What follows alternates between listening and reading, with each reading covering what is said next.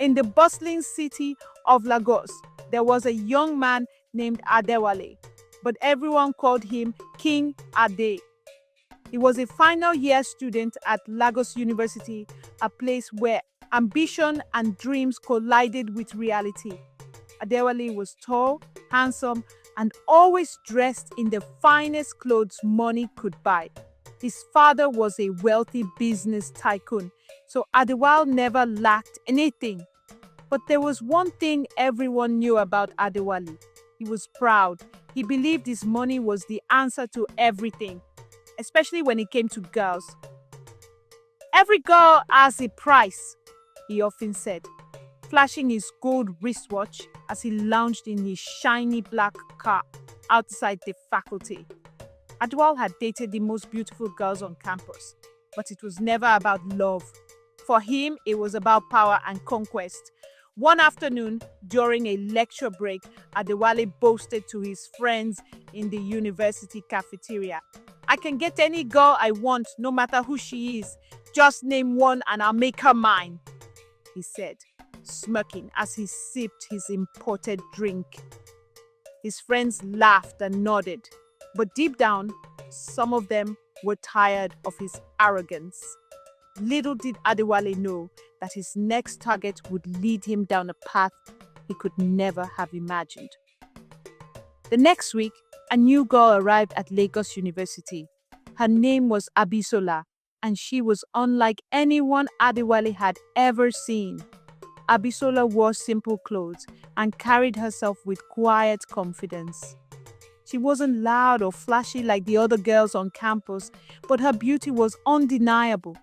Her dark, glowing skin and deep, soulful eyes seemed to hold secrets from another world. Rumors spread quickly about her. "She's from the village," one student whispered. "Her family is poor, but she got a scholarship because she's so smart," another added. When Adewale saw her for the first time, he leaned back in his chair and smiled. "That's her," he said to his friends. "I'll make her mine within a week." His friends exchanged uneasy glances. "Adewale, this one might be different," one of them warned. "Different? Please," Adewale scoffed. "Money speaks louder than anything else. Just watch." But as Adewale made his plans, strange things began to happen around the university. One sunny afternoon, Adewale saw Abisola sitting under a large iroko tree near the library. She was reading a book, completely absorbed in its pages. Adewale adjusted his designer jacket and strolled over, flashing his brightest smile. "Hello, beautiful," he said, standing in front of her. Abisola looked up, her expression calm and unreadable. "Good afternoon," she replied politely, before returning to her book. Adewale was taken aback. No girl had ever ignored him like that. He cleared his throat. "You didn't hear me. I said you're beautiful." "I heard you," Abisola said, not looking up this time. "Thank you." Adewale's pride was bruised, but he wasn't about to give up. "You know, I could make your life very comfortable. Anything you want, just say the word." Abisola closed her book and stood up. "Thank you, but I don't need anything from you." With that, she walked away, leaving Adewale speechless. His friends, who had been watching from a distance, burst into laughter. "Adewale, it looks like you've met your match," one of them teased. But Adewale was not amused. "We'll see about that," he muttered. That night, as Adewale lay in bed, he had a strange dream. He saw an old woman with grey hair sitting by a river. She was weaving a basket, but every time she dipped it into the water, it came out empty. "Adewale," the woman said without looking up, "be careful of what you chase. Some things are not meant to be bought." He woke up in a cold sweat, confused and unsettled. But he quickly dismissed the dream. "It's just my imagination," he told himself. The next day, Adewale intensified his efforts to win Abisola's attention. He sent her flowers, gifts, and even paid for her lunch at the cafeteria. but Abisola remained polite and distant. One afternoon, Adewale's closest friend, Tunde, pulled him aside. Adewale, I think you should leave this girl alone, he said. Why? Are you jealous? Adewale retorted. No, Tunde said seriously. But there's something about her. I've heard stories, strange stories. What stories? Adewale asked, raising an eyebrow. Tunde hesitated. They say she's connected to something powerful. Her grandmother was a priestess in our village. People say she's protected by spirits. Adewale laughed. Spirits? Please, Tunde, don't tell me you believe in those village tales. But deep down, a seed of doubt had been planted. Unwilling to let go of his pride, decided to turn his pursuit of Abisola into a game. One evening, while lounging with his friends at the campus lounge, he made a bold declaration. Let's make a bet, he said, his eyes glinting with mischief. I'll win Abisola's heart in 2 weeks. If I fail, I'll give each of you 500,000. But if I succeed, you'll treat me as the king I am. The group erupted in cheers and laughter. While most of them were eager to see him try, Tunde sat silently, his face clouded with worry. What's wrong, Tunde? Adewale asked. Afraid I'll win? It's not about winning, Tunde replied quietly. Just be careful, Adewale. Pride comes before a fall. Save the sermon for church, Adewale scoffed. With the bet sealed, Adewale intensified his efforts. He hired a guitarist to serenade outside a hostel.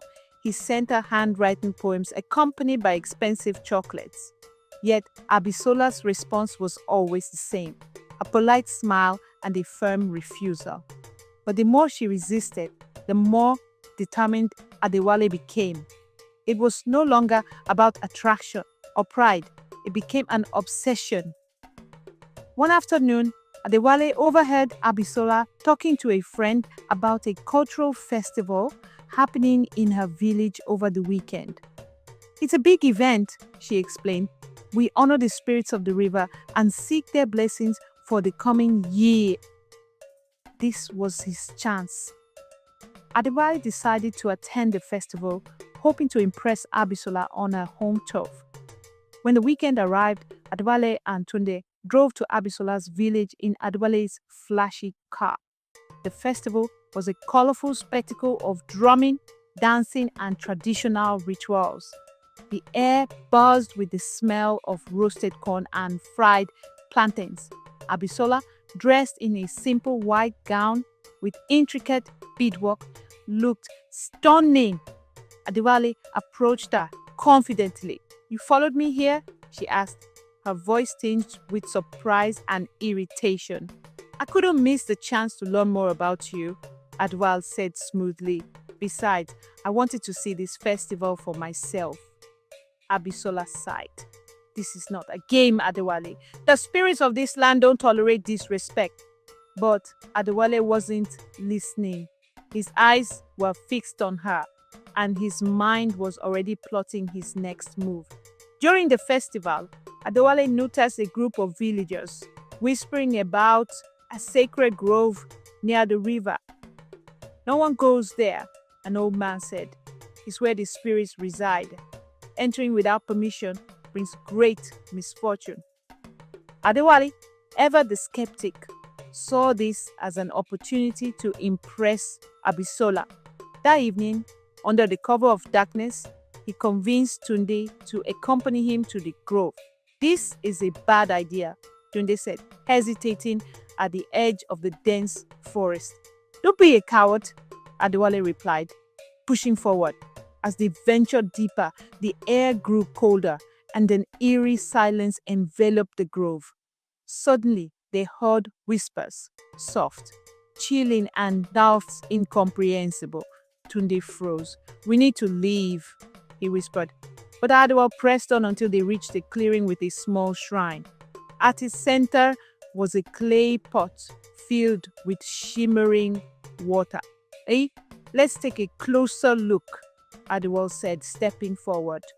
The moment he touched the pot, a loud crack of thunder echoed through the forest.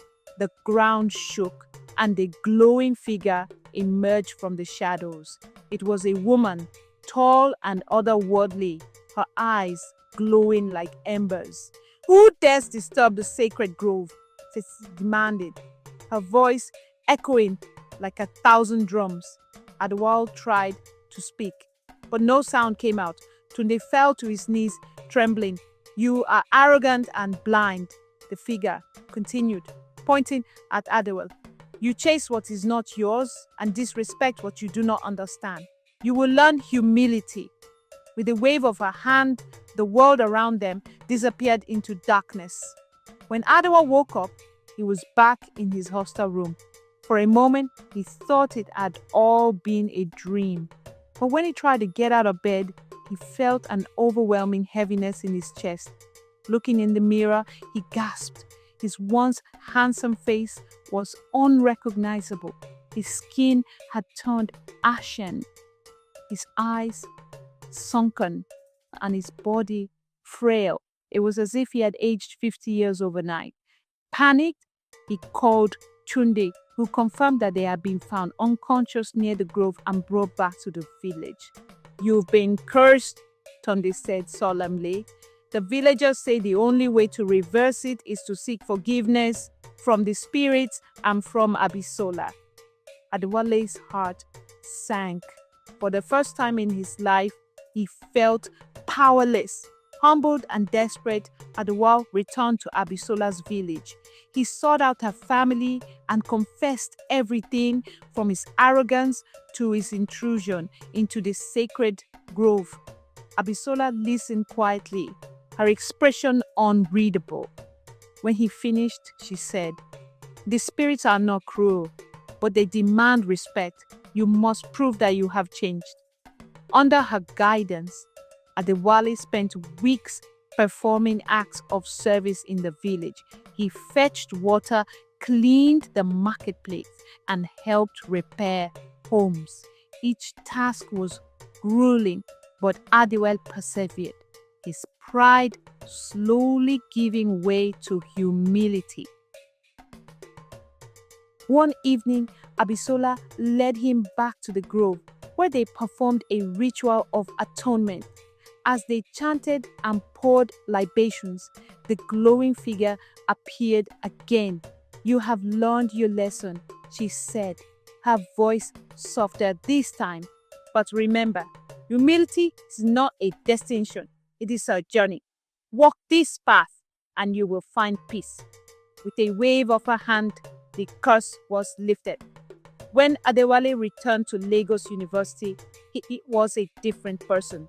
The flashy cars, expensive clothes, and boastful attitude were gone.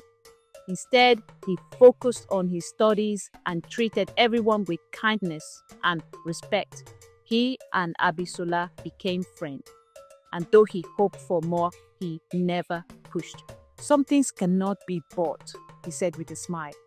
Years later, Adewale graduated and used his family's wealth to build schools in rural areas, including Abisola's village. His transformation became a legend at Lagos University, a tale of pride, humility, and the power of true change. And so, the story of the proud student who believed money could buy anything became a lesson for generations to come.